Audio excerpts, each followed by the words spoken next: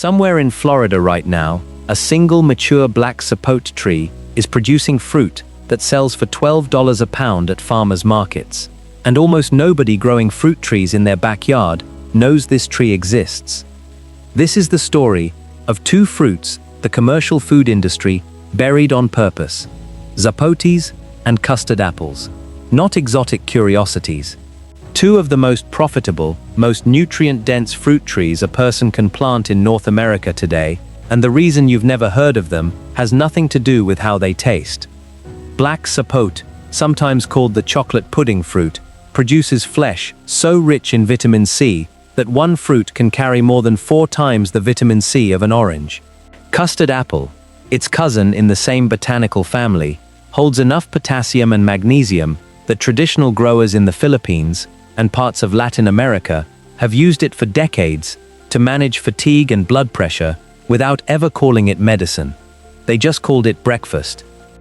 Haze trees were never rare because they were hard to grow. They were rare in the American market because they don't ship well, they don't sit on a shelf for 2 weeks, and grocery chains decided decades ago that a fruit with a 4-day window wasn't worth stocking. That decision had nothing to do with the fruit's value. It had everything to do with logistics, which means the fruit that got erased from supermarkets is, right now, one of the highest value crops a home grower or small farmer can produce, because almost no one is growing it, and demand at specialty markets and immigrant grocery stores has quietly outpaced supply for years. Start with black sapote. Researchers studying Diospyros species, the same genus as persimmon, have documented antioxidant compounds in the fruit's dark flesh, linked to reduced oxidative stress markers in early nutritional studies. That matters because oxidative stress is the same mechanism researchers connect to accelerated aging and chronic inflammation. A fruit that tastes like chocolate pudding and works against the same biological process. Anti-aging supplements are built to target. That's not marketing. That's just what's in it. Custard apple carries a different case file. A study published in the Journal of Ethnopharmacology examined Annona reticulata extracts and found measurable activity against markers associated with elevated blood sugar in laboratory models. Traditional healers in Cuba and coastal India were using the leaves and fruit for this purpose for generations before any lab confirmed why. That's the pattern investigators keep running into with both these fruits. Folk use arriving decades, sometimes centuries, ahead of the science that eventually explains it. A single grafted black sapote tree, once mature, can produce 200 to 400 fruits per season. At even $6 a fruit, a conservative specialty market price, that's a tree capable of generating over $1,000 a year from a footprint smaller than a parking space. Custard apple trees, planted in clusters of 3 to 5, have been reported by small growers in Southern California and the Gulf Coast, pulling in similar numbers once established. Compare that to a full-time minimum wage job in most US states, and a handful of these trees on 1/4 of an acre starts looking less like a hobby and more like a second income. Black sapote is one of the only fruits you're supposed to pick before it looks ready. Commercial growers in Florida and the Caribbean know the window is when the fruit is still firm and olive green, typically August through November, because ripening happens off the tree over 5 to 7 days at room temperature. Pick it soft and dark, and you've already lost days of shelf life you needed to sell or use it. Soil matters more than most guides admit.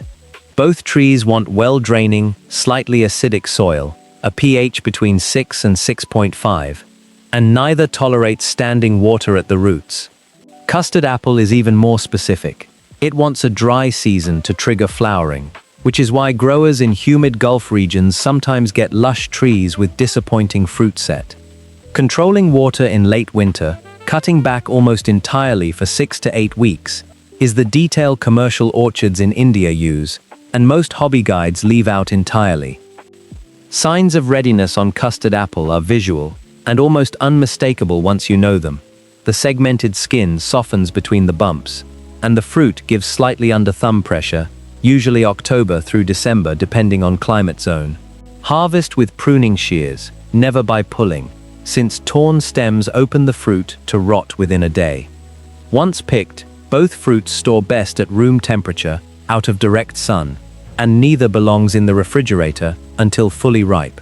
Cold temperatures before ripening halt the process permanently, and the fruit never recovers. Home growers have one advantage, commercial operations don't. You can let each fruit ripen exactly to your own standard, instead of picking early for a truck that has to drive 600 miles. Grafted black sapote and custard apple trees are difficult to find at most nurseries, and where they are available, a single 3-gallon grafted tree can run $40 to $80. Seeds, by contrast, are nearly worthless to buy, but a mature tree producing hundreds of fruits a year produces hundreds of seeds a year, and specialty growers on seed exchanges have sold rare cultivar seeds for $2 to $5 each. That's not a rounding error. That's a second revenue stream sitting inside fruit most people would otherwise throw in the compost. There's something underneath the economics too. Every generation that grows these trees from seed grafts a better cultivar onto rootstock and passes cuttings to a neighbor is keeping a piece of food history alive that the industrial supply chain actively let die out. That's not sentiment. That's the literal reason black sapote almost disappeared from American cultivation entirely by the 1980s, saved mostly by home growers in Florida who refused to let it go. The fruit trees worth the most money in America right now aren't rare because they're hard to grow. They're rare because the system that stocks your grocery store decided they weren't convenient, and convenience and value have never been the same thing. The trees the supermarket gave up on are exactly the ones worth planting.